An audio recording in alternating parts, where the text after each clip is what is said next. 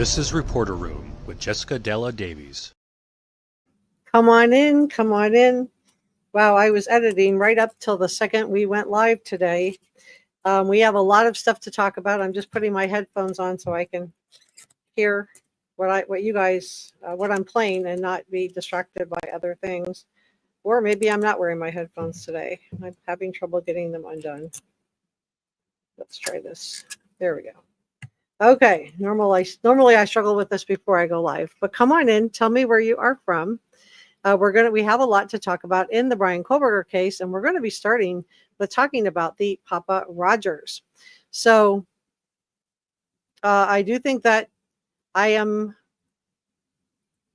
goal is going to be to prove that Bryan Kohberger is Papa Rogers. So come on in, tell me where you are from. My name is Jessica Della Davies. I'm an investigative journalist, and my job is to investigate crimes, crime scenes, and potential suspects, and share with you how to do the same thing. If you have not subscribed to Reporter Room, well, please do. It's free and it helps me out a lot.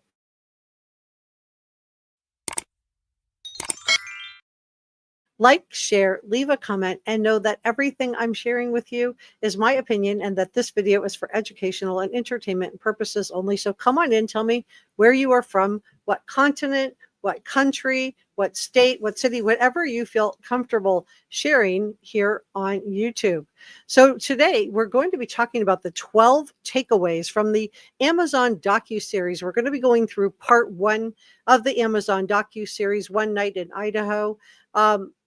And then we're going to be investigating Bryan Kohberger's interactions with women. But we're going to begin tonight by proving once and for all that BK was Papa Roger and show more connections between incel Elliot Roger and Bryan Kohberger. So let's begin with new information regarding BK's connections to Elliot Rogers. And let's start with the manifesto.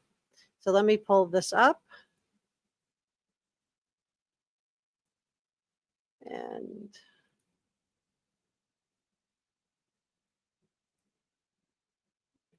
okay.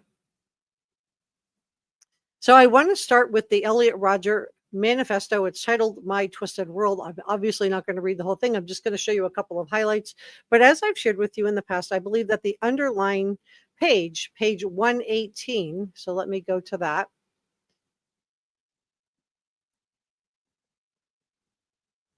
Does refer to the crimes. And I do believe that Bryan Kohberger did model his crimes on this page. We know from the affidavit that page 118, page 118 does go back, in my opinion, to Elliot Rogers. So let's look at this day of retribution. This is the last line of page 118.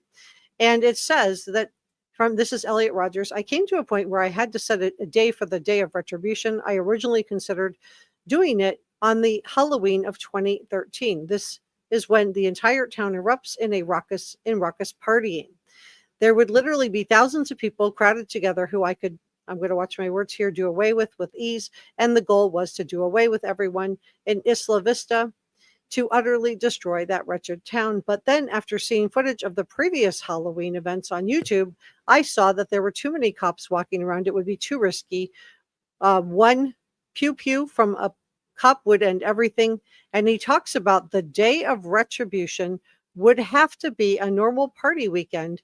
So I set it for sometime in November of 2013. Now, those of you that have been with Reporter Room for a while, you know that I feel like this date is significant to Elliot Rogers, but it's even more significant, in my opinion, to Bryan Kohberger. And he couldn't go back in a time machine to 2013. But I believe that the November 13th date is significant, and that he chose November 13th specifically because of its links. Now, that's not the only link that we are now finding out from this manifesto. We have also found out, and let me just share the reporting with you on this really quickly. I just want to show the receipts. News Nation is reporting out. Let me make myself smaller here. I'm not blocking it. I think that's good. Okay. News Nation is now reporting out. And those of you that have been with the channel, I've been on this Elliot Rogers and Papa Rogers connection, and we're going to go through some of the most troubling Papa Rogers posts and why I believe these are Bryan Kohberger in just a moment. So please stay with me. But was Bryan Kohberger inspired by incel Elliot Rodger? So this is News Nation. It was posted day before yesterday.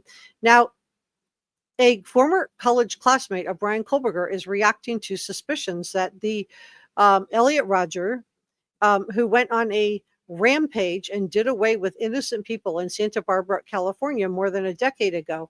But there's been a lot of speculation that Bryan Kohberger's established fake identity, Papa Rogers, that he was online. And let me just show you what that looks like for those of you that are newer to the case. And I know that let me pull that up. Okay, so this is the account of Papa Roger that was posting on Facebook with us. So we're going to go through some of the most troubling statements regarding Papa Roger and how true they turned out to be. But I want to just go through some of the connections. And we are going to talk about part 1 in the Amazon docuseries. That we're going to talk about the 12 most troubling takeaways. Now, according to People magazine, 2 people who studied criminology with Bryan Kohberger at DeSales University in Pennsylvania described him as a loner who didn't have any friends. His friend Josh Ferraro, or I should say he describes himself not as a friend, but actually as a classmate, says, and this is that he was someone who traveled to school and then bounced. You really didn't think too much of him. You would try to get personal and he wouldn't give you too much. And another former classmate named Brittany Slavin said, I don't think too many people paid much mind to him. She's talking about Bryan Kohberger. So I think it does highlight that former classmate Josh Ferraro. The fact that Bryan Kohberger did act alone. I know a lot of you guys have asked me in the comment section or even suggested that you have concerns that Bryan Kohberger had an accomplice. But I think Bryan Kohberger would have traded his accomplice in for a plea deal a long while ago. But I also just don't think that he engaged with other people. He wasn't charismatic. And this is why I think he was let go from his fish fillet job. I know some people have said it's because he wasn't good at filleting fish. I learned to fillet fish when I was in first grade from my mother. It's not hard. So I don't think it wasn't that he couldn't fillet fish. But the owner of the fillet fish did say that he had trouble interacting, talking about Bryan Kohberger, with customers. So I think Bryan Kohberger was a loner. And this is also evidenced by the fact that NICHOL Kohberger had to tell neighbors when he moved Bryan into his Pullman, Washington apartment to be his friend. It's because Bryan Kohberger did not have any friends. And this does make me wonder what was the dynamics were in the Bryan Kohberger family back in Albrightsville, Pennsylvania. It's hard to believe that his parents didn't see any warning signs that their son, Bryan Kohberger, was not able to form connections with other human beings. So we know that because of the posts that he made on Tappa Talk about the visual snow, where he talked about his visual snow, he talked about viewing himself as a sack of meat, and even more concerning, he talked about viewing others as sacks of meat. And he talked about knowing that his father was a good man, but feeling nothing for him. So I think these are all huge red flags of Bryan Kohberger not being able to connect with other people. Now, Josh Ferraro, while at the DeSales, BK took classes about SKs and their motives. And now we are learning that one of the SKs that they studied is Elliot Rodger. Now, Elliot Rodger was a 22-year-old incel who fatally did away with 6 people. Now, 3 of them he stabby in Isla Vista, California, before ultimately doing away with himself in May of 2014. Now, Elliot Rodger posted online about his plans of what he was going to do, and that this was all revenge for being rejected by other women. And we're going to talk about the 12 biggest takeaways from part 1 of the Amazon docuseries One Night in Idaho in just a moment. So please stay with me. But I want to stay on this Elliot Rodger, Papa Rodger connection, because my goal today is to prove to you that Bryan Kohberger is Papa Rodger. So it takes a really twisted person to decide that that because they're being rejected by women, that they're simply going to do away with other innocent women. And Elliot Rodger and Bryan Kohberger's feelings about them, I mean, we've heard over and over from the Seven Sirens owner back in Pennsylvania, where Bryan Kohberger was using the B word when talking to female student servers. He was trying to get their addresses, he was basically harassing them. We've also heard from the WSU students who say that he was grading, talking about Bryan Kohberger here, female students differently than male students, that he was following students out to their car. We heard about the young woman who went on a date with Bryan Kohberger, where he texted her that she had nice birthing hips after she basically rejected him by going in the bathroom and pretending to throw up so he would leave. We've also heard from Steve Gonsalves that women at the University of Idaho were creeped out by Bryan Kohberger, that he was sitting there in their student union in the cafeteria where he didn't go to school, where he didn't know anyone, by himself, sipping water, staring at them. Now, I believe that all of these things that I've described were intentional to harass women. I believe that he was in the canteen, sipping water, staring down young women, and this was reported by more than one University of Idaho student, in an effort to harass them and to make them feel uncomfortable. I believe all of this was intentional. He had no business to be in the cafeteria, and he was exerting power and control, power and domination, which is what that is what I believe the motive was. So let's go back to Elliot Rodgers for a second, and then we're going to tie this back to Papa Rodgers. We're going to look at 3 or 4 of the most impactful posts that I think lead back to Elliot Rodgers and Bryan Kohberger being Papa Roger. But he said in the video that he was 22 years old. He had never been with a woman. I'm paraphrasing here. He had never even kissed a girl. This is Elliot Rodger. He said it was injustice, a crime. And, I just feel like if women aren't attracted to Elliot Rodgers, because maybe it has something to do with how he feels or felt about them. Women can tell when a man is misogynistic and doesn't really like them. Women can tell when men hate women. So why would anyone go to a car dealership and buy the wreck of a car? You would pick out the nicer, well-run, well-tuned car in the lot. So why would anybody pick somebody as damaged as Elliot Rodgers or Bryan Kohberger when they could, have somebody who's not damaged? So Elliot Rodgers and BK, I believe they are both losers who refuse to take accountability and responsibility for the fact that they were not able to attract the type of females that they wanted. So instead of taking responsibility and making adjustments in their own behavior and in their way of engaging with women and their own attitudes toward women, they blamed and ultimately targeted innocent women. Now, Elliot Rodgers said he planned to enter the, quote, hottest sorority house and do away with every spoiled, stuck-up blonde he saw there. So is this what Bryan Kohberger ultimately did? Didn't he go into a party house? The house that was known for parties on the street, King Road, which was known for parties. This was the closest thing that he could get to a sorority house and do away with Kaylee, Maddie, Xana, and Ethan. Now, Elliot Rodgers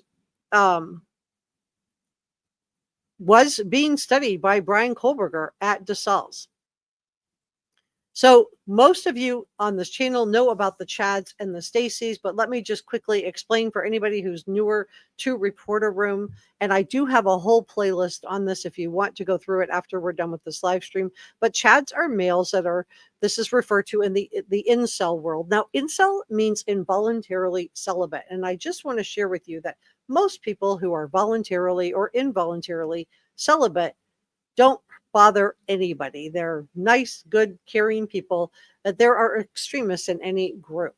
So Chads and Stacys, Chads are males that are able to get beautiful women, and Stacys are beautiful women. And I believe that this group online, these extremists, refer to men as Chads and women as Stacys as a way to depersonalize them. It's a way to depersonalize human beings, to reduce them down to a simple name and to scapegoat them. And isn't that what Elliot Rodger and Bryan Kohberger both did? Didn't they ultimately scapegoat innocent women? And isn't this why Bryan Kohberger carved Ethan's leg This was all scapegoating. This was all about power and domination. So I want to prove to you that Bryan Kohberger is Papa Roger. And then we are going to be looking at the top 12 takeaways from part 1 of the Amazon docuseries One Night in Idaho next. So please stay with me. So let's talk about Papa Rogers. Kristen Cameron, who was the administrator of the University of Idaho Murders Facebook book. And full disclosure, I was in that group with Papa Roger at the time that all of this went down. She said that shortly after the Schmurders, a Facebook user named Papa Roger began just leaving disturbing messages in their Facebook group with messages like, did the unaliver stop it for victims out of exhaustion, convenience, or lack of knowledge? He posted that. He said, did the unaliver, I'm watching my words, shower at the crime scene afterward? I don't think he did. But other posts mention the fixed blade knife. So let's go through some of those posts and why I do think that this ultimately does lead back to Elliot Rogers. Okay, so here's number 1 of the evidence. I'm not going through all of them. I'm just going through 3 that I think are really significant. Of the evidence released, the Schmurder weapon has been consistent as a large fixed blade knife. This leads me to believe they found the sheath. This evidence was released prior to the autopsies. Now look at the date on this post. It's November 30th. And this is significant because we didn't find out about the K-bar knife until weeks and weeks later. So the fact that he was posting about this on November 30th is significant. So, and it's not uncommon for people like this, SKs like this, to want to engage. A BTK, Dennis Rader, also engaged with the public through writing to newspapers, and he also was teasing and taunting law enforcement. So in today's world, if you wanted to tease and taunt the public, what would you do? Would you post in a newspaper? No. People don't get their news, most of them, from newspapers like they do anymore. You would go into one of the biggest Facebook groups and go at it that way. So let's look at the next one. So he knew about the knife in advance and he's talking about it. And this would have been a way for him to feel superior to other people. And he says here on December 15th, this is a couple of weeks before Bryan Kohberger was arrested, the dates of the unaliving, I'm watching my words, was chosen on purpose. Thoughts? And yes, I agree. This date was chosen on purpose. And I think this post is really significant. You guys, the date was posted on purpose because if you look at what I read to you from the Elliot Rogers manifesto, and let me just take this down for a second. We're going to come back to that, but I just want to put this up instead.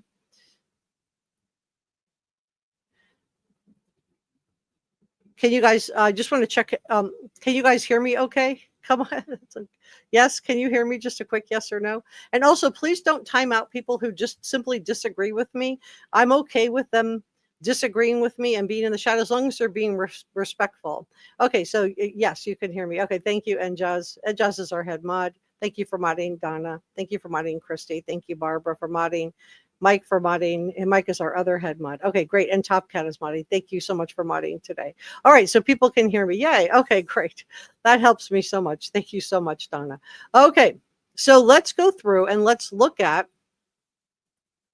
So so he says in his post that the date was significant. And if you, and like I shared with you, if you go back to the bottom of page 118, and we know that page 118 was something that law enforcement got where they had one part of it was underlined. And I'm just going to read the last little bit. The day of retribution would have to be a normal party weekend. Now that weekend in Idaho, they had a huge party. That was a huge party weekend. It was a Vandals football game. And there had been a party at the 1122 King Road home on November the 12th. So I said it for some time during November of 2013. Now, Bryan Kohberger couldn't hop in a time machine and go back to 2013, but he did select November and he did select the number 13, November 13th of 2022. So let's go back to this for a second. So I think that the date of when this happened was chosen on purpose, which is why I wanted to share this particular post with you made by Papa Roger. let's continue on. And he also posted that the murderer is not in the victim's immediate circle. We know that is true. We know that Bryan Kohberger was not probably in their immediate circle at all. I don't think anybody really knew who he was. But I do believe that he fixated on Maddie, and I'm going to show you why in just a second. But I just want to go back through one. And the knife. Okay, so those are the three I really wanted to touch on. And now I want to talk about Maddie and why Maddie was the target. So let's go back to this manifesto for a second. Let me take this down. Okay.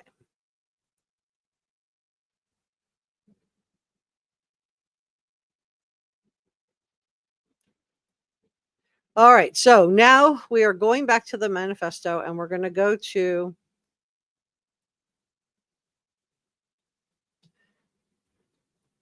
all right, so let's go back to Elliot Rogers. And this, he starts talking about his friend named Maddie. And so we now know that Bryan Kohberger did study Elliot Rogers.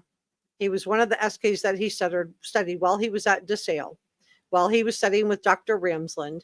And now let's look at, so now we know why the house was chosen. It was selected because it was a party house. It was selected because of its location. And now we know also why Maddie was chosen, because Elliot Rogers talks about Maddie being his first friend in the world. As a child, I played with her as a equal. Now she was my enemy. I mean, this is just awful. I'm not going to read out the whole thing, but he, you know, of course, he's scapegoating Maddie. And he talks about what he wants to do to her, just because what was Maddie's crime? She just didn't like him. So I believe Maddie Mogen was chosen by Bryan Kohberger because of her name. And because she looked like a cheerleader that he had a crush on in high school, and because he wanted to scapegoat Maddie for all of the wrongs that Bryan Kohberger perceived had been done to him, and also as a hat tip to his hero, Elliot Rogers. I also think that Bryan Kohberger was also doing a hat tip to Ted Bundy. Both Bryan Kohberger and Ted Bundy were born in November. Both Bryan Kohberger and Ted Bundy, I think Bryan Kohberger chose the Wah State Park as a alibi location because that is where one of Ted Bundy's alleged victims was found. They both attended college in Washington. They went to different universities, but both in Washington. And I believe that Bryan Kohberger and his that article that Marianne Kohberger, his mother, wrote, that I think that, you know, he felt an affinity to Ted Bundy. But let's go back to Elliot Rogers for a second. So I think that the Papa Rogers account does look like Bryan Kohberger. Let me just see if I have one of those images. There it is. Let me do that. Let me move myself out of the way. I think it, and I think that this particular avatar was chosen for a couple of reasons. One, now this was an existing avatar of a Russian soldier, and I think it was chosen because it does resemble Bryan Kohberger, so he would have liked that. But I also think it was chosen because Bryan Kohberger was obsessed. He was absolutely obsessed, and he chose the town of Moscow. Remember, he drove across state lines from a state that did not have capital punishment in Washington to a state that did have capital punishment in Idaho. But what did the state have? It had a town called Moscow, which again links back to this Russian soldier that Bryan Kohberger had chosen. And I think he chose the town of Moscow, and he chose the avatar, one or the other, because of there is also a city in Russia called Moscow with the same spelling as Moscow, Idaho. So I think Bryan Kohberger would have liked that this avatar looked like him. I think he would have liked that it was a Russian soldier. We know that he was interested in the military in high school. He was removed from his high school class because of having problems interacting with women, allegedly. And I think that he would have liked that this was a soldier, because that's what Bryan Kohberger wanted to do. That's what he was interested in. And I think that um, this would have also tied him back to the town of Moscow, Idaho, and the city of Moscow, Russia. And so I think that all of these things, including the naming of his handle as Papa Roger, would have all been a hat tip to his hero, in my opinion, Elliot Roger. And this is why Bryan Kohberger was attending the Margaret Atwood Handmaid's Tale lecture. So after Bryan Kohberger's arrested, I started thinking, okay, Papa Roger, Elliot Roger, and if you look at the manifesto, Elliot Roger also talks about hating all the girls from Alpha Pi. Now, what sorority was Kaylee in? Alpha Pi. So you can see all of these things are connected. So I think this all lines up with Bryan Kohberger's obsession. I think that he chose to attend the Washington State because of its links to Ted Bundy, which he studied about Ted Bundy while he was at DeSales. He chose the Wawa Y State Park because it was where one of Ted Bundy's alleged victims was found, and that's where he wanted his alibi to be. That's what he wanted to be part of the trial. He chose the Papa Roger Avatar because it was a soldier. He liked that. And because it was a Russian soldier, and he liked the Moscow connection. And he chose Maddie because Maddie was one of the young women that Elliot Roger named in his deranged manifesto that scapegoated women. And Papa Roger account immediately stopped posting when Bryan Kohberger was arrested on December 30th. Now, a pop-up fake Papa Roger reappeared like months and months later, but that was not the same account. That was, somebody just trying to, a poser, basically, somebody who was thirsty for attention. So we're going to talk about the top 12 takeaways from part 1 of the Amazon docuseries One Night in Idaho in just a moment. But I want to talk a little bit more about Bryan Kohberger and this Papa Rogers. So we learned from his former classmate that Bryan Kohberger was interested in a lot of things, and he did have more than an interest in Elliot Rogers. This is according to his former classmate. And the former classmate shared, I talked to other girls in the class, and we were all bothered by what Elliot Rogers did, but Bryan didn't seem bothered. And so, in my opinion, in light of some of the comments that have been attributed to Bryan Kohberger, where he told students at WSU that men were going to take the jobs away from women, that he was grading female students lower than he was grading men, and just him making misogynistic comments, and from Steve Gonzalez, where he was doing power plays, where he was using his body to block the young women as they were trying to come into and leave from class. Just again, power and domination moves, and then following the young women out to their car. I do believe that he was obsessed with Elliot Rogers and Ted Bundy, that his psychology degree was all about who he was. It was Bryan Kohberger trying to figure out who he was. And I also think he got a bachelor's in psychology because that's the same bachelor's degree that Ted Bundy got. So Josh Ferraro referred to BK as an oddball in the Amazon docuseries. He said he is smart, but he is like a robot. And we saw this at the hearing where Bryan Kohberger was just cold as ice. No empathy for the victim's loved ones, no look of remorse on his face. And he said, this is Josh Ferraro said, purely based off the fact of his social inability to perform in a normal human manner, I can absolutely see someone like him being involved in something like this. Now, this is something similar to what we heard about the woman who was part of him being removed from his high school program. And when I say removed, I don't mean he was suspended. I mean removed. He was literally removed from his high school classes and had to finish classes online. So now I think we finally have some people that knew Bryan Kohberger coming out of the woodwork. And again, I don't think Bryan Kohberger had actual friends. They don't characterize themselves as friends. And they're all saying something similar, which is that Bryan Kohberger was not able to perform like a normal human being. And so instead of, I do think that instead of platforming somebody like Bryan Kohberger, that, and this is just going to make him more powerful and more infamous, and cause maybe another young man to want to emulate Bryan Kohberger, just like Bryan Kohberger wanted to emulate Elliot Rodger and Ted Bundy. I think we need to start calling these guys what they are. They're losers who cannot get a good and decent woman because they are not good and decent men. To get a good and decent woman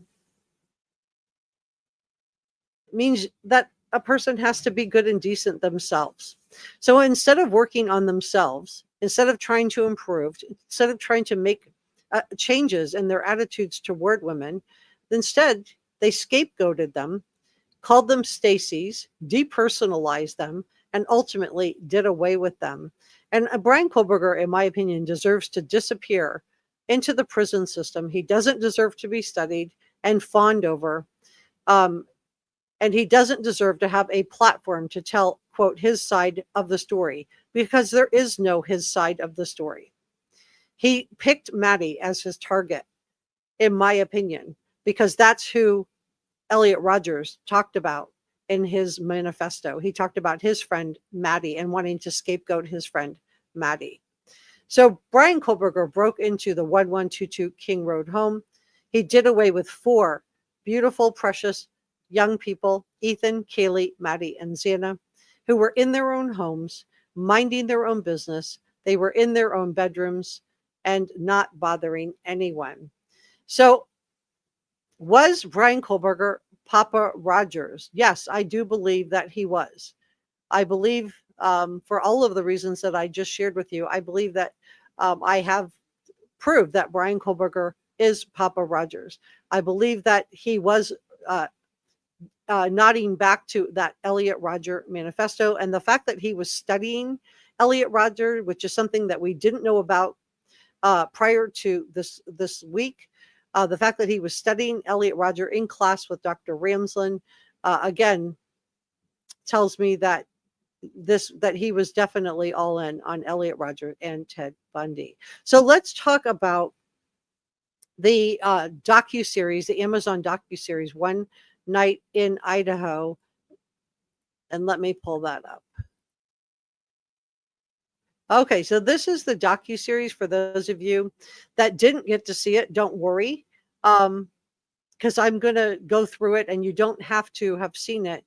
I do want to welcome Karen Boardman as a brand new Reporter Room member. Thank you. Welcome for becoming a member. And I do want to do a poll. If you saw the Amazon One Night in Idaho docuseries, put a 1 in the chat. If you did not see the docuseries yet, put a 2 in the chat. And then I can kind of get a feel for how much detail I need to go into it for you if you want me to do a little bit more of an overview. Thank you, Brother Mike, for the $1.99 super sticker. That is so kind of you. Thank you so much. Thank you, NJAZ, for gifting a Reporter Room membership. That is so nice of you. Thank you so, so much. If you got that Reporter Room membership, please make sure to say thank you to NJAZ.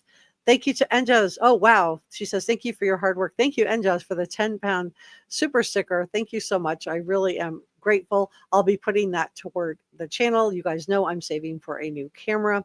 And thank you, NJAZ, for gifting another Reporter Room membership. This is so kind of you. So I want to see where you guys are.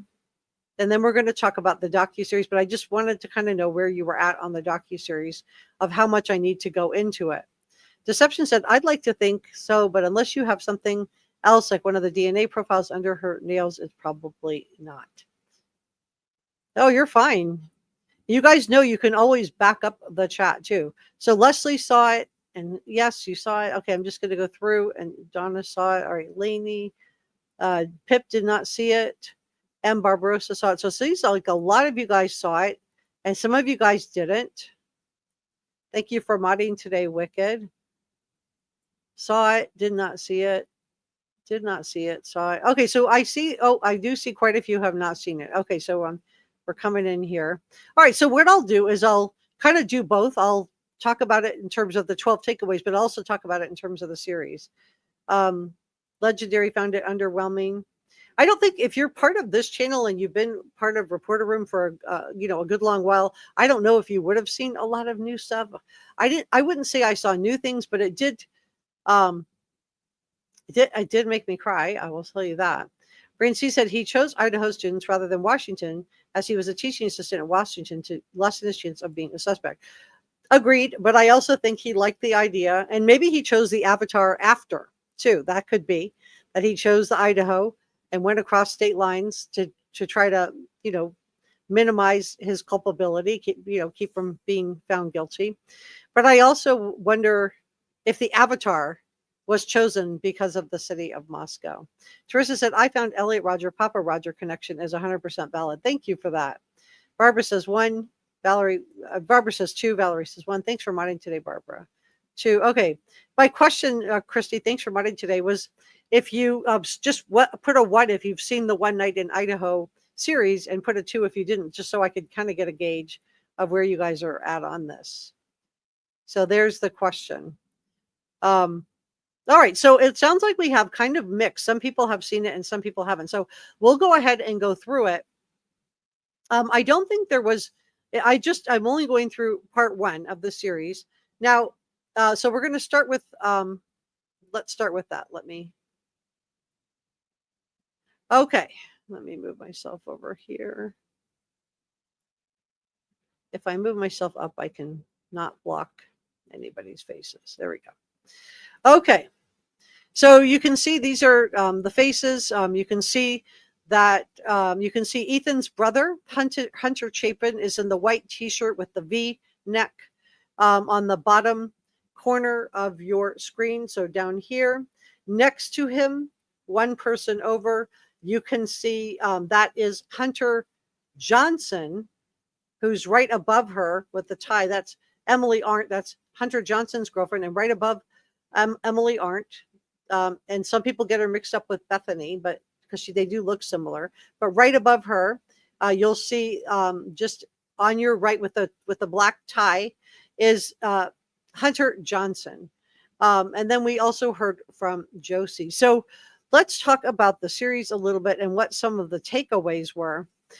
So Hunter Chapin basically shared with us that Ethan basically was living at the 1122 King Road home with Xana. So this means, in my opinion, that when Bryan Kohberger was trying to decide whether or not to go into the 1122 King Road house on the night of November 13th, and remember, I think it had to be that night. It had to be that night because of his affinity and his of November 13th, because of his affinity for Elliot Roger, who described that in his manifesto on page 118. And we know that there is an affidavit with some type of book or something that is marked on page 118. I believe it is that day of retribution. So I think that when Bryan Kohberger was trying to decide whether or not to go into the house that night, I don't think the fact that Ethan's Jeep being there would have been abnormal. BK would have targeted the house with Ethan inside, because it doesn't sound like there were very many nights when Ethan wasn't there. I think it's more because Ethan's brother, Hunter Chapin, says that Ethan was basically living there with Xana. So spending lots of nights. Number 2, the crimes were phoned in as an unconscious person because Hunter Johnson was trying to protect the other women. This is what a good and decent man does. He did check pulses, and he didn't let on that they had passed away. And he told the girls, Bethany and Dylan and his girlfriend Emily, that that they were unconscious. We also learned, number 3 in the docuseries, that Dylan and Bethany did not go to the 3rd floor.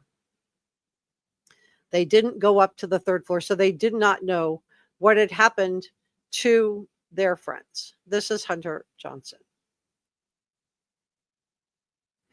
This is Emily Arndt.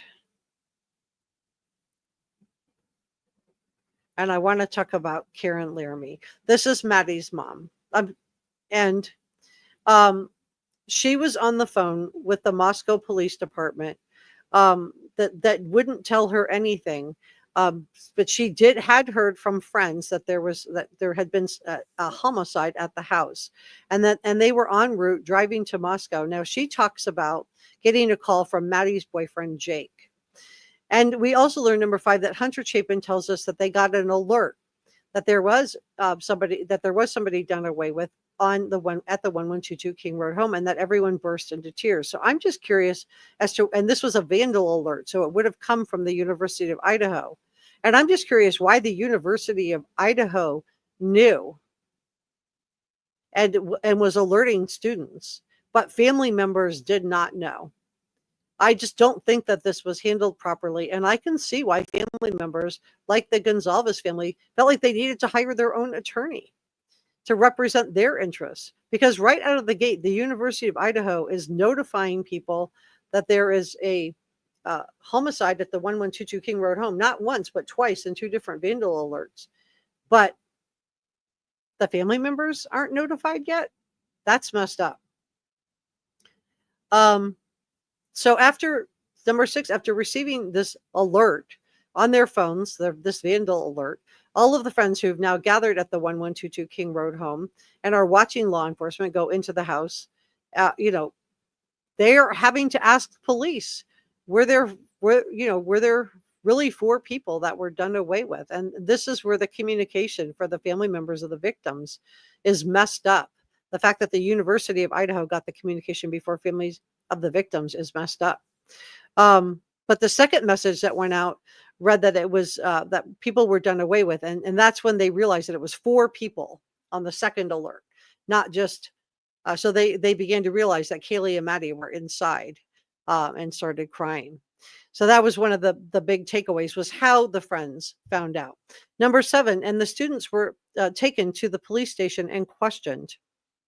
And they were asked normal questions. And they were also asked if they knew anyone who would harm with Kaylee, Maddie, Xana, or Ethan. Now, I think that law enforcement was ruling out people. They were ruling people in or ruling people out, which is why the fact that University of Idaho was sending out these vandal alerts prior to all of this is really messed up. So who tipped off the University of Idaho? But basically, through their investigation, all of the students, all of the young people in the inner circle of surrounding Kaylee, Maddie, Ethan, and Xana were cleared. A lot of them gave their DNA. They were interviewed. They had alibis. And then we heard from Karen Laramie. Now, this is Maddie's mom, and she talks about trying to find someone at the police station to speak with her. Remember, all she's heard is from Jake, is that somebody's been done away with at the house, and she's trying to just find out if her daughter is alive or not.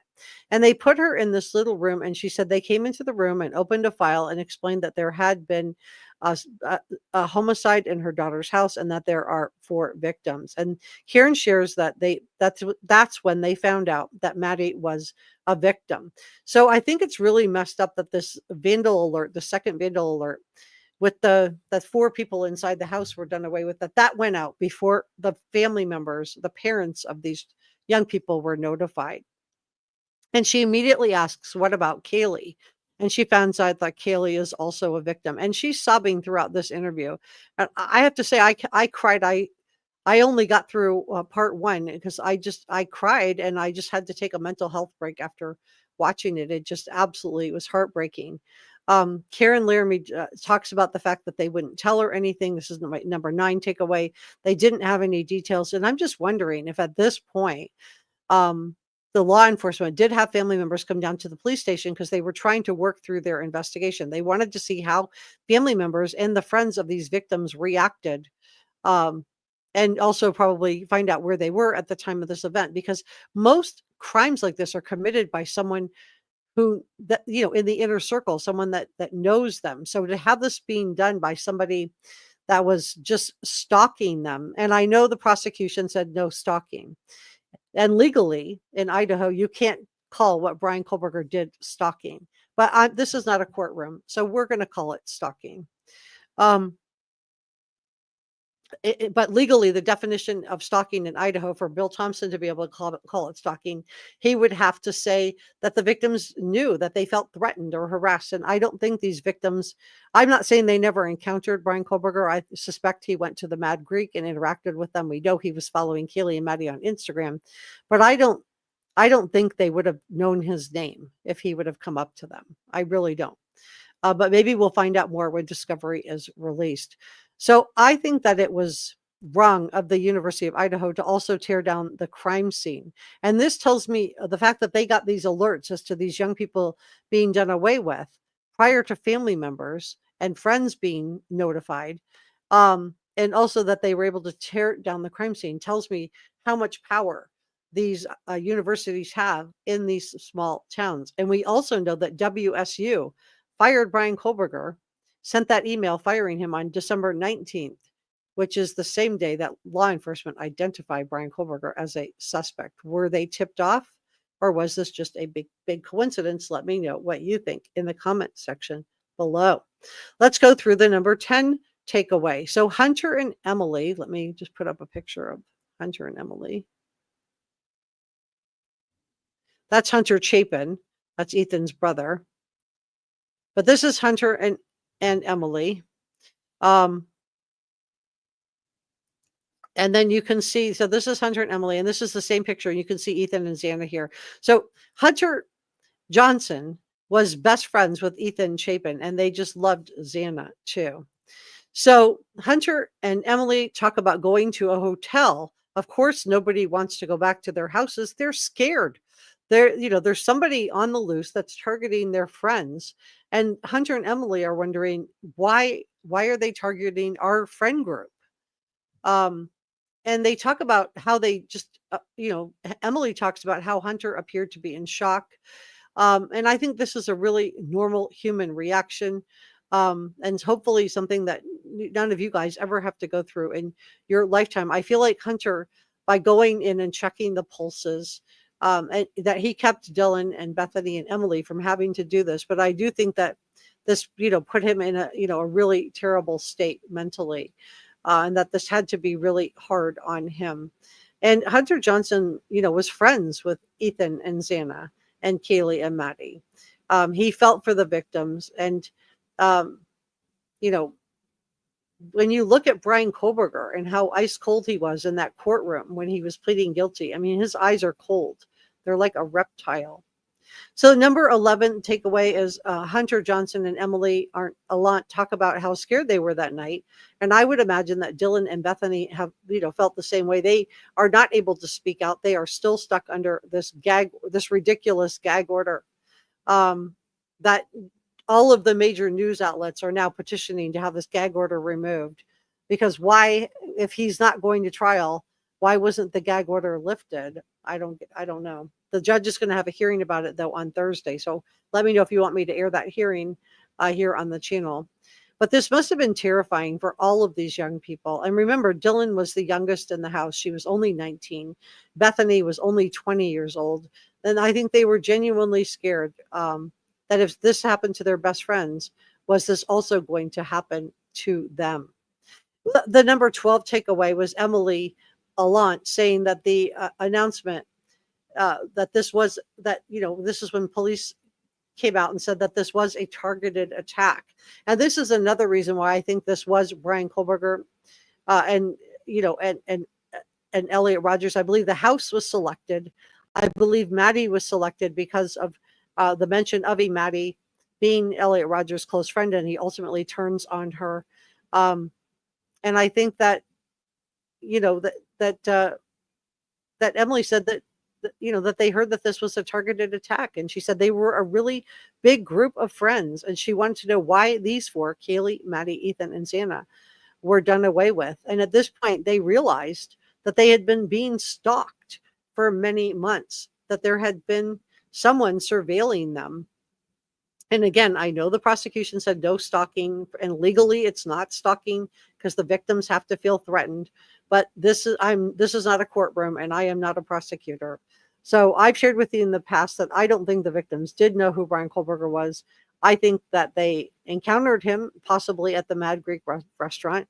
It could be that he just picked Maddie because the name matched what Elliot Rodger was talking about, and that's why he picked Maddie. But I also think the party house fit, everything about this fit the profile or criteria that Bryan Kohberger was doing. And Bryan Kohberger purchased that knife back in March of 2022. And so I do believe that he had been planning this for a good long while. So and Hunter Chapin also talks about this, and let me show him, not to be confused with Hunter Johnson. And Hunter Chapin, for those of you that don't know, Ethan was a triplet. And let me move myself. This is Hunter Chapin. Ethan was a triplet. He has a sister named Maisie and a brother named Hunter Chapin. So Hunter Chapin says that there's been a person out there, that they had just done away with his brother, and they were still out there. And so I think that this is, the whole situation is absolutely heartbreaking when you think about it. All right, so let me take this down, and we're going to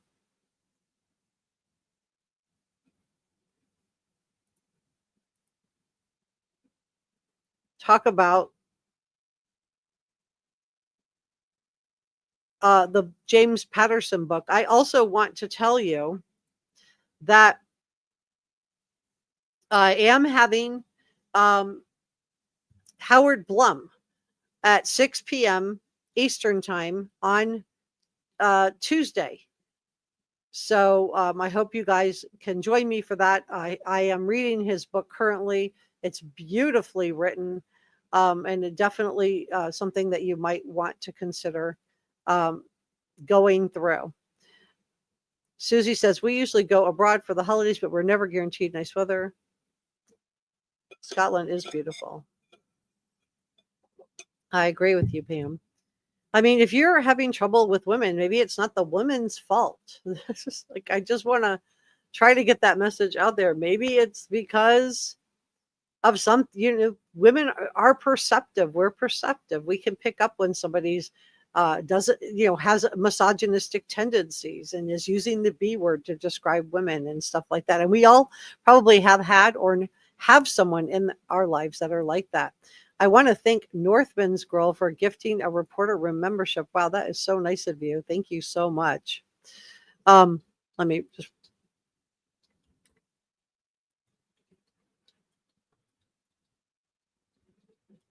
want to make a note on that.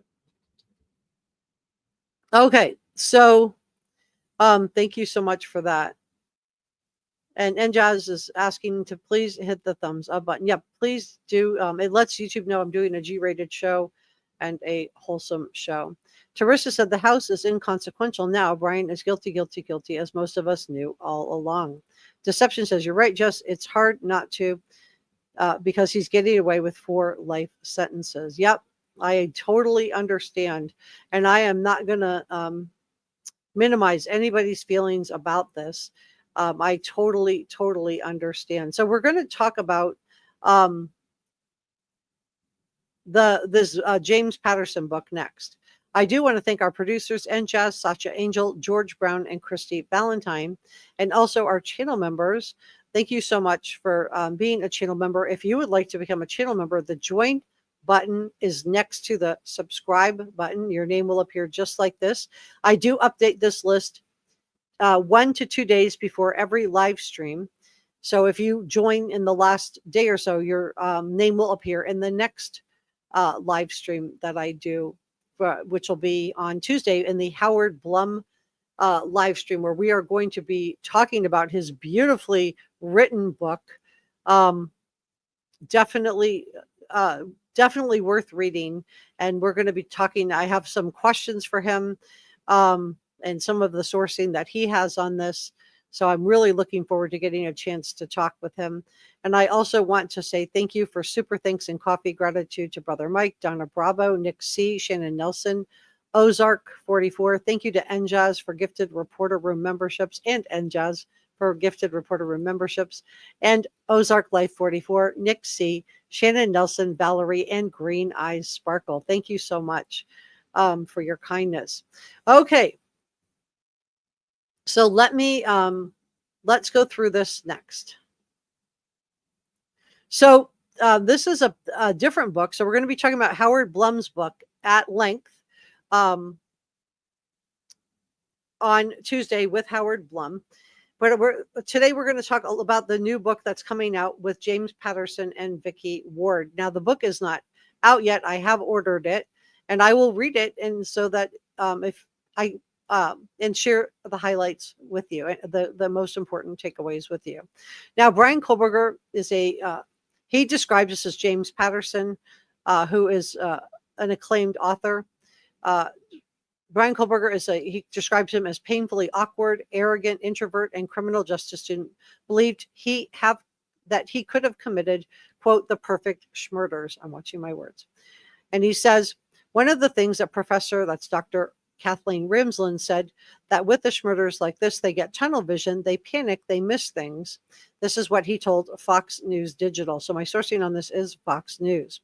So he says, so here was Kohberger, who was almost committed to doing the perfect crimes. I'm watching my words, except that he had tunnel vision. He left the knife sheath behind, and that's what ultimately led to his arrest. Patterson has sold 425 million books, published 260 New York Times bestsellers, and he's won 10 Emmy Awards. And he's teamed up with investigative journalist Vicky Ward to write a new book, The Idaho for an American Tragedy. And full disclosure, I have invited both of them to appear on the show, but I want to interview Howard Blum first. And I would like the book to come out. So we'll be having one of them on in the next week or two. But he's also a producer in the docu-series One Night in Idaho, which we are talking about today, which is based on the James Patterson, Vicky Ward book. Now, they did reach out to BK's attorney for comment. I mean, she's still stuck on a gag order, so I don't think she's going to say anything. But the book by James Patterson and Vicky Ward conducted more than 300 interviews and took a deep dive into BK's upbringing. So I think this is really interesting. And this is a picture of Maddie's parents, her mother and stepfather. This is Karen Laramie and Scott Laramie on the day that Bryan Kohberger pled guilty. But it says, this is James Patterson, he was inappropriate. He didn't know how to socialize very well. He was a teaching assistant and he was just turning people off. He graded the women poorly. He had an inability to deal with women, yet he thought he was popular. It was thought of, why aren't these women loving him? Because he found himself very worthy. And in this documentary, most of that comes out. And according to the book and docuseries, BK may have been inspired by Elliot Rodger. The 22-year-old was obsessed with exacting retribution, which he claimed was a lifetime of social and isolation. I don't want to say that word in case you have little ones in the room. In 2014, Elliot Rodger did away with multiple people, 6 people, and 3 of them were using a knife.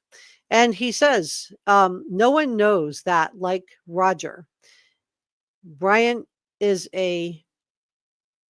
who hates women. The book claimed no one knows that Bryan copes with loneliness by immersing himself in video games. Like Elliot Rodger, he goes for late night drives. Okay, so now we understand why Bryan Kohberger wanted to say that for his alibi, because we all thought the alibi was crazy. I thought it was because Ann Taylor had to put him in the car, but now we're hearing that this was probably his way of identifying with his hero, who would have been Elliot Rodger, and his other hero, Ted Bundy. But then the night drives would have been a hat tip, it sounds like, to Elliot Rodger. Like Rodger, he visited a gun range. And like Rodger, he goes to a local bar and tries to pick up women. So he's probably talking about the 7 Sirens here. Elliot Rodger wrote that he kept trying to place himself in settings where he could pick up women. The book continues, but no one noticed him. Bryan must think that surely he'll be noticed. Women must spot his looks, his intelligence, and they must want him.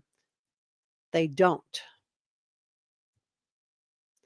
Patterson points out that at the Seven Sirens Brewing Company in Bethlehem, Pennsylvania, that BK would push his way into unwanted conversations with female bartenders and patrons. Imagine you're just trying to do your job, and this guy is, he went as far as asking for their addresses. Some women, according to the book, started complaining to the brewer's owner about the creepy guy with the bulging eyes. And I do think Bryan Kohberger does have a very predatory look. He has pursed lips, so a lot of tension in his mouth, and his eyes are scanning. And I do think it is predatory because that's the way his brain works. He looks like a bird of prey because that's how he thinks. Kohberger was adamant that women would notice him, but James Patterson said that to many he was simply off-putting.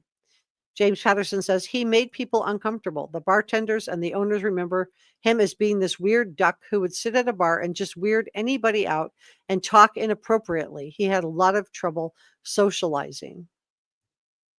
And this is the book with James Patterson. We're going to talk about that book, but I want to we're going to we're going through the docuseries today.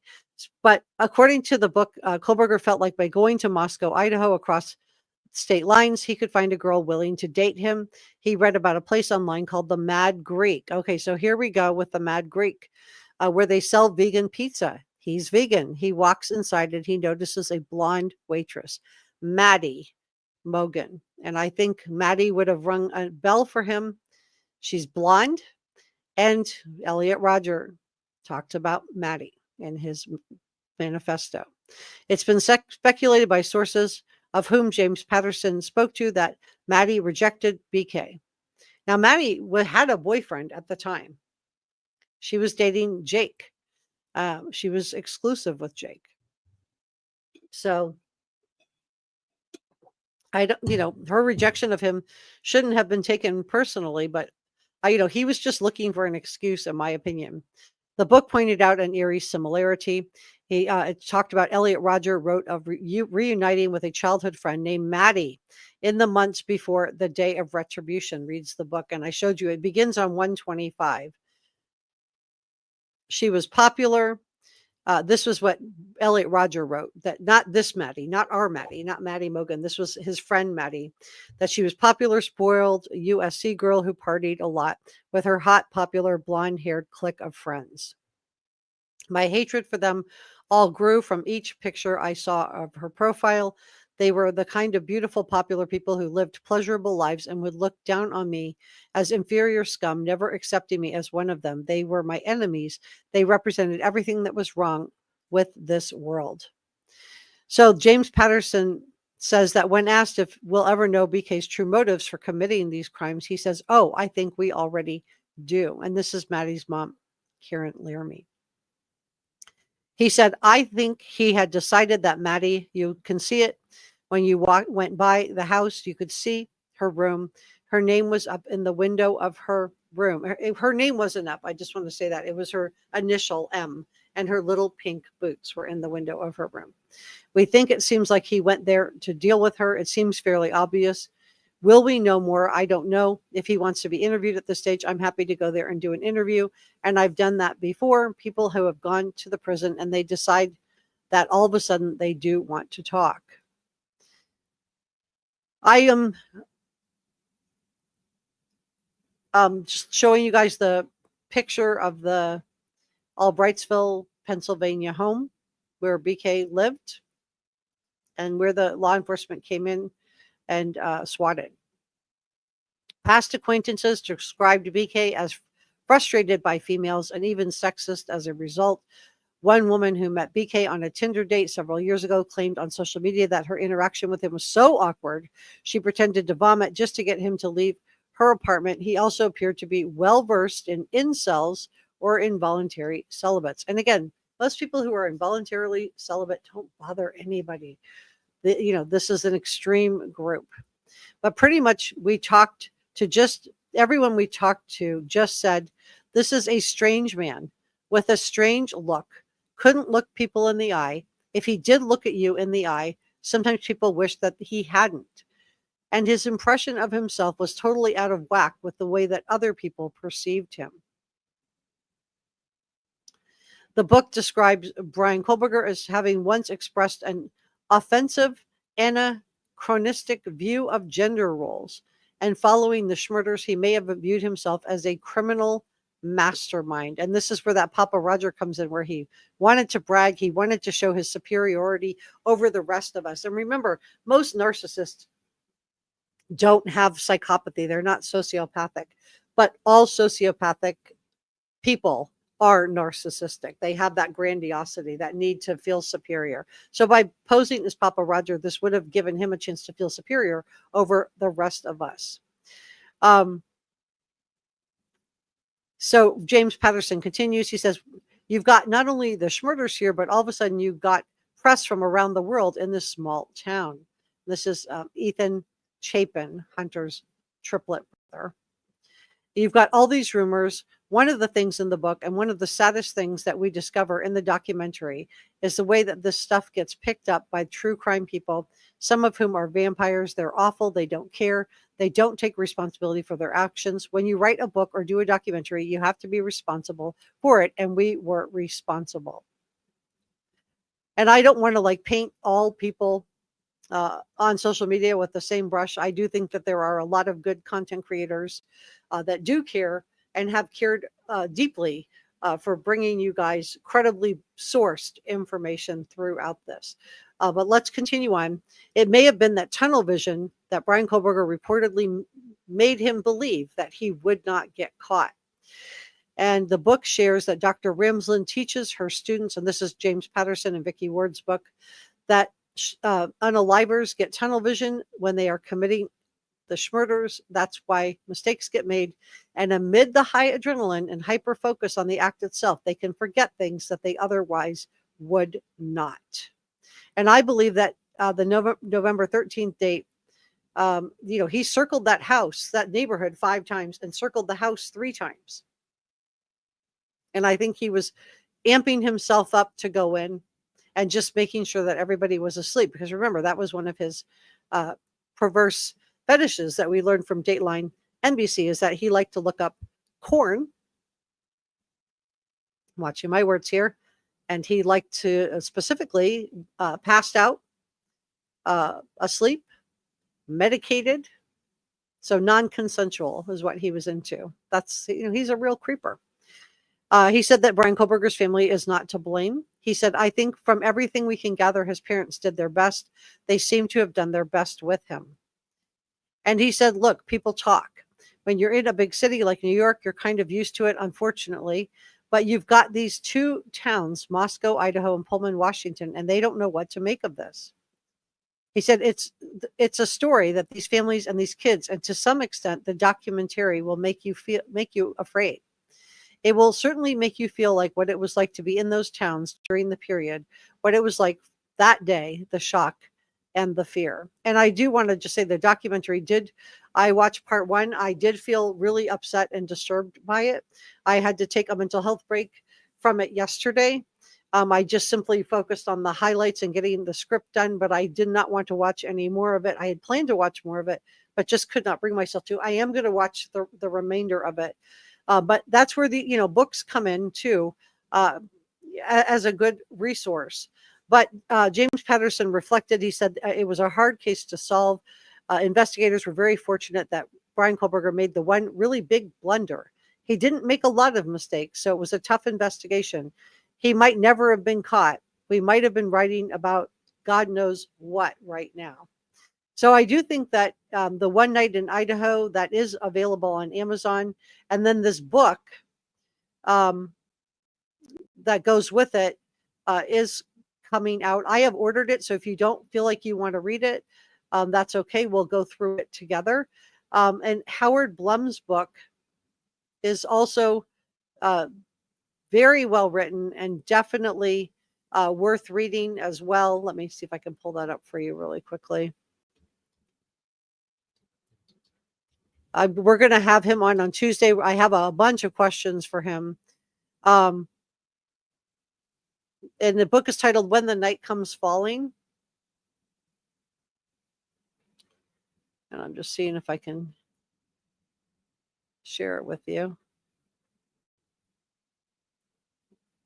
And I'll be linking it during the live stream when Howard Blum is on, but let me just share this instead. Let me take this down. Nope, put the wrong one up. Try this one more time.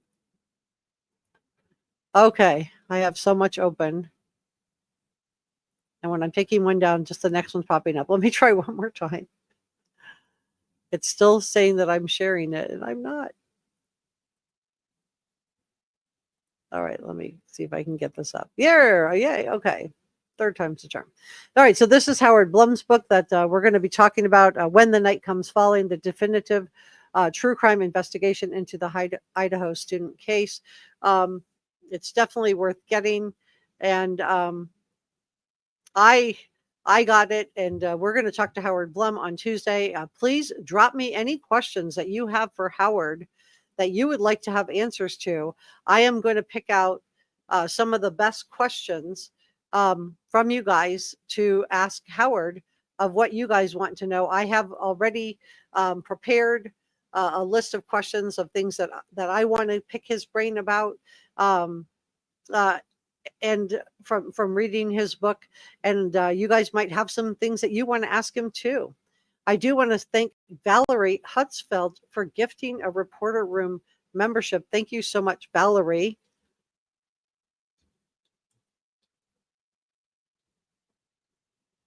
I hope I'm saying your name correctly. Let me see. H-O-T-Z Feld, Hutzfeld. I think that's right. I hope I've said it right. I do want to just thank you so much for gifting a Reporter Room membership. That's why it's come on up and talk to me, you guys. And Shannon said, gifted, thank you so much for the $5 super sticker. Thank you so much. I will be putting that toward a new camera for the channel. She said, I slept through a earthquake, 7.6 quake, 45 seconds. Deep sleepers happen. Wow. First of all, I'm so glad you were okay with the earthquake. That sounds really scary. And yeah, you're right. Some people do sleep very, very deeply. So I wanted to see if you guys have any questions on this. Bessie said the university put all of the friend group that lived right there into a hotel for a few days. They didn't have to see them working on the house. I think that's nice. I think that's really nice. Then you said it probably didn't sleep much. No, I think Hunter Johnson, he took the brunt of it. But I think that for the roommates, Dylan and Bethany too, it would have just been really hard to come to terms with, everything that happened in that house, and knowing that your friend group was targeted and that he was in the house. And had they come out of their room and confronted him, I think we would have an Idaho 5 or an Idaho 6. Yeah, he posted online, but that was a different account. The account was taken down, and it was down for a good long while. And then somebody decided they were going to be cute, and they were going to pop up as Papa Rogers.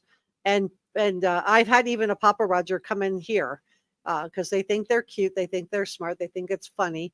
So yeah, I mean that does happen, but it's not the Papa Roger account that was originally taken down.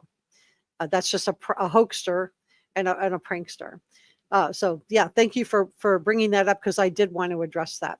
Therese says, yeah, Kohberger is Papa Roger, definitely, no doubt. That's what my goal was, to prove that he, with all of the new information and the reporting coming out, and the fact that now we are learning that he was studying, that Bryan Kohberger was studying Elliot Rodger. And then the Maddie connection back to that manifesto, and Elliot Rodger talking about Maddie and how he wanted to do away with Maddie, that also would have connected Bryan Kohberger to the house. Well, guys, I'm going to be talking about the Lily and Jack case next. If you would like to follow me over, please do. Thank you so much for joining me today. And I will see you guys on Tuesday, when we're going to be talking to renowned author and journalist Howard Blum about his amazing book. Beautifully, beautifully written book. So I will see you over for Lily and Jack Sullivan next. Thank you so much for joining me, and I will see you next time. Subscribe.